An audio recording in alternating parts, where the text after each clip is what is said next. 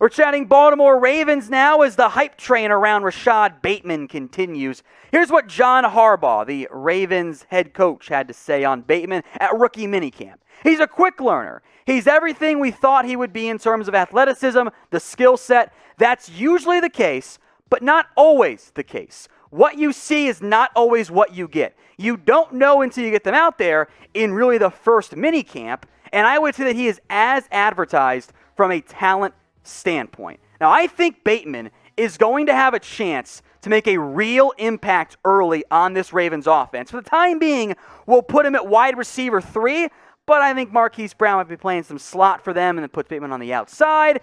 And given what we've seen from Brown in the past, I think Bateman is in a position to really thrive for this Ravens organization. They have been looking for a legitimate outside threat at wide receiver 1 who's a bigger body. They tried it with Miles Boykin. They tried it with Dez Bryant. They're bringing in Sammy Watkins as well. But I believe that Bateman is in position to really impress. I think he has the opportunity to step up and emerge as a potential dynamic option earlier in his career than maybe even Marquise Brown has fared so far. I had Bateman as a top 20 player in the NFL draft. He was my number 18 overall guy, as you see here, my wide receiver 4. I thought getting him in round 1, number 27, was an absolute steal as far as potential first-round steals go. I think he even has a chance, as weird as this might be, to lead the team in receiving in year 1. I'm not going to rule that out quite yet. So get your votes in for me. Of the big 3 receivers, not tight ends, receivers for the Ravens, who do you believe will be the leading wide receiver? Type MB for Marquise Brown, type SW for Sammy Watkins, or type RB for Rashod Bateman. Get your votes in right now. Now, Bateman's final year at Minnesota was limited by COVID and everything else, but when he was on the field and fully healthy, he was awesome. A better player than Tyler Johnson, who, of course, himself went in the NFL draft to the Bucs a year prior.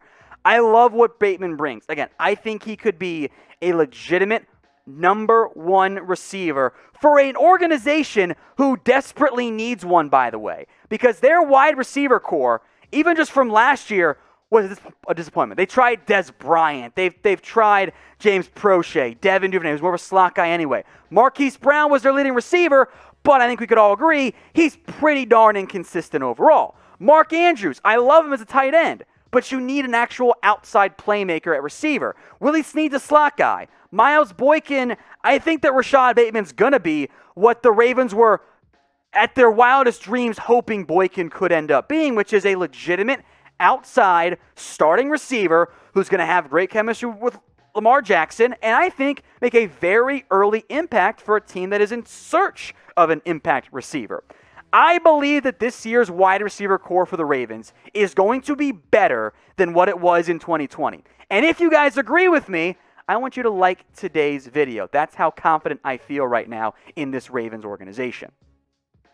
Now, if you guys want even more Ravens videos, then subscribe. Hit that big red button. That way we can get to 1,000 subscribers and we can increase the volume of videos that we do for you guys here at Ravens Today. So hit that big red button, youtube.com/RavensTV.